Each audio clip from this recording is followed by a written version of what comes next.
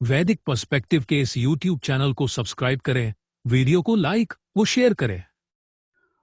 ओम आनो अश्विना त्रिव्रता रथीन अर्वांचम रयिम वहतम सुवीरम शृण्वन्ता वाम अवसे जो हवीमि वृधे चा नो भवतम वाजसातौ। सम्यक वहन करो हमारे हे अश्विना पुरुष और रथ युगल। त्रिव्रत रथ के द्वारा अभीष्ट धन है। सुंदर वीर को सुनो, तुम दोनों रक्षा के लिए मैं आहूत करता हूँ, अभिवृद्धि के लिए और हमारे हो धर्म युद्धों में। यह मंत्र ऋग्वेद के प्रथम मंडल के 34वें सूक्त का 12वां मंत्र है। तो ईश्वर के प्रमाण के पहला प्रमाण यह है कि सृष्टि से प्रमाण लें हम। सृष्टि का क्या प्रमाण है? यह संसार, प्रकृति, ग्रह नक्षत्र, शरीर की जटिल रचना अपने आप नहीं बन सकती। यानी यह जो संसार है, यह जो दुनिया है, यह जो प्रकृति हमको दिख रही है, ये ग्रह दिख रहे हैं, नक्षत्र हैं और हमारे शरीर की जटिल रचना, वह अपने आप नहीं बन सकती। जैसे कि हम समझें कि कोई घड़ी है और घड़ी को देखकर समझ में आता है कि इसे किसी घड़ी साज ने बनाया है और उसी प्रकार इस सृष्टि को देखकर उसके रचयिता या ईश्वर का अनुमान होता है। यानी जैसे कि घड़ी बनाई गई है या अन्य जो वस्तुएं बनाई गई हैं, भौतिक वस्तुएं, ये सब कारखानों में बनती हैं और इसको बनाने वाला कोई ना कोई मनुष्य है। तो वेद में कहा गया है, यतो वा इमानी भूतानि जायन्ते, ये तैत्तिरीय उपनिषद में कहा गया है, जिसका अर्थ है जिससे यह संपूर्ण सृष्टि उत्पन्न हुई है वही परमात्मा है। तो यह सृष्टि के यहाँ पर प्रमाण दिए गए हैं। इसके कुछ और हम प्रमाण को हम और समझें जो ईश्वर ने अपने विषय में बताया है। तो ईश्वर ने स्वयं अपने विषय में ये जानकारी दी है। यजुर्वेद के जो अध्याय 40 है उसका अष्टम मंत्र, इसमें ईश्वर ने अपने विषय में ये परिचय दिया है। सह पर्यगात शुक्रम अकायम अवर्णम अस्नाविरग्वं शुद्धम अपाप विद्धम कविहि मनीषी परिभूः स्वयंभू याथा तथ्यतो अर्थान व्यधात शाश्वतीभ्यः समाभ्यः। वह सर्वोपलब्ध, शुभ्र, शरीरहीन, घावहीन, स्नायुहीन, शुद्ध, पाप जिसे वेद नहीं सकता, कवि, मनीषी, सर्वव्याप्त, स्वयंभू ने शाश्वत प्रजाओं या शाश्वत कालों के लिए तथ्यानुसार जीवन मूल्यों का विधान किया।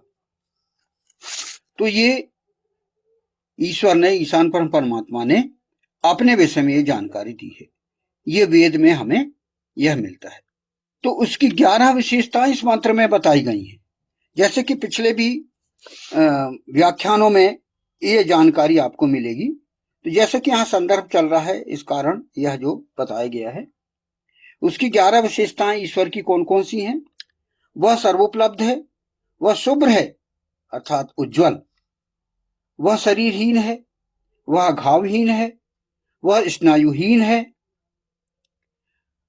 ईश्वर शुद्ध है और वह ईश्वर अपाप विद्धम है। कोई भी पाप ईश्वर के निकट नहीं जा सकता। फिर वह कवि है अर्थात क्रांतिदर्शी विद्वान है। वह मनीषी है अर्थात सभी प्राणियों के मनों का हाल जानने वाला है। फिर वह सर्वव्याप्त है अर्थात ईश्वर अखिल सृष्टि के कण कण में पाया जाता है, वह सर्वव्यापी है। फिर 11वीं विशेषता, वह स्वयंभू है। ईश्वर स्वयं अपनी शक्ति से वर्तमान है। उसका अस्तित्व किसी अन्य पर निर्भर नहीं है। ईश्वर के अतिरिक्त हर कोई किसी न किसी पर निर्भर है। केवल ईश्वर का अस्तित्व अपने आप पर निर्भर है। तो ये जो 11 विशेषताएं जो हैं वह ईश्वर की अद्वितीय विशेषताएं हैं, जिसका वर्णन इस मंत्र में संग्रहित किया गया है। तो यहां पर ये बताया गया कि ईश्वर क्या होता है। जैसा कि हम संदर्भित भाष्य हम ले रहे हैं, तो ये प्रमाण हुआ सृष्टि का, ये प्रमाण ये हो गया। अब व्यवस्था का प्रमाण हम देखें। ये तो हमने ग्रंथों का प्रमाण देखे। फिर व्यवस्था का प्रमाण कैसा? डिजाइन या ऑर्डर अरेंजमेंट। उसको क्या हम देखें कि जैसे सूर्य का समय पर उगना डूबना, पृथ्वी का संतुलन, ऋतुओं का क्रम, यह सब एक नियम और व्यवस्था से चल रहा है। जहां नियम है वहां नियम बनाने वाला भी होता है। यानी आप देखिए कि पृथ्वी अपनी गति से घूम रही है, सूर्य का चक्कर लगा रही है, वह अपने स्थान पर अलग घूम रही है और जिससे दिन रात होती है। फिर वह कुछ झुकी भी हुई है और लाखों करोड़ों अरबों वर्षों से वह एक ही गति से चल रही है और इसे कोई मनुष्य नहीं चला रहा है।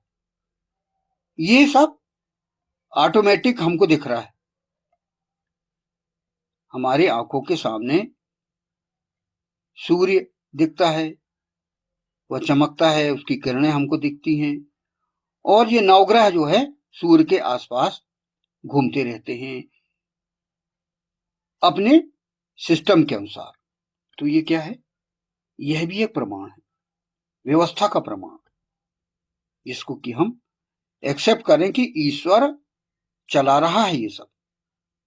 कोई अमेरिका, रूस, चीन या अन्य कोई देश ही नहीं चला है, या संयुक्त राष्ट्र संघ एक सब मिलके चला रहे हैं, ये नहीं है, बल्कि ये एक व्यवस्था चल रही है। तो ये ईश्वर का हमारे आंखों के सामने प्रत्यक्ष प्रमाण दिखता है कि ईश्वर यह सृष्टि व्यवस्था चला रहा है। फिर हम आत्मा का अनुभव करें। तीसरा प्रमाण, इनर एक्सपीरियंस। क्या है कि मनुष्य के अंदर अंतरात्मा होती है जो सही गलत का बोध कराती है। हमारे अंदर आत्मा है एक जो सही गलत का बोध कराती है। ये हम खुद स्वयं अनुभव करते हैं। ध्यान, योग और भक्ति में कई ऋषियों ने ईश्वर का अनुभव बताया है। जैसे कि रामकृष्ण परमहंस, स्वामी विवेकानंद आदि संतों ने ईश्वर के अनुभव की बात कही है। ये उनके व्याख्यानों में, उनके ग्रंथों में ये पाया जाता है कि उन्होंने अनुभव किए हैं। तो ये हम आत्मा के अनुभव से हम प्रमाण हम ले सकते हैं। तो यहां पर हम ये समझे कि ईश्वर और आत्मा में क्या अंतर है। ईश्वर और आत्मा जो है आध्यात्मिक तत्व है जी, परंतु उनके स्वरूप, शक्ति और स्थिति में अंतर बताया गया है। तो यह अंतर हमें वेद में, उपनिषद और पुराण उपपुराण ये सब इसमें बताया गया है। श्रीमद् भागवत गीता इनमें जो है समझाया गया है। जैसे स्वरूप का अंतर, मतलब ईश्वर का स्वरूप और आत्मा का स्वरूप। तो ईश्वर जिसे हम परमात्मा कहते हैं, वह सर्वशक्तिमान, सर्वज्ञ और संपूर्ण सृष्टि का स्वामी है।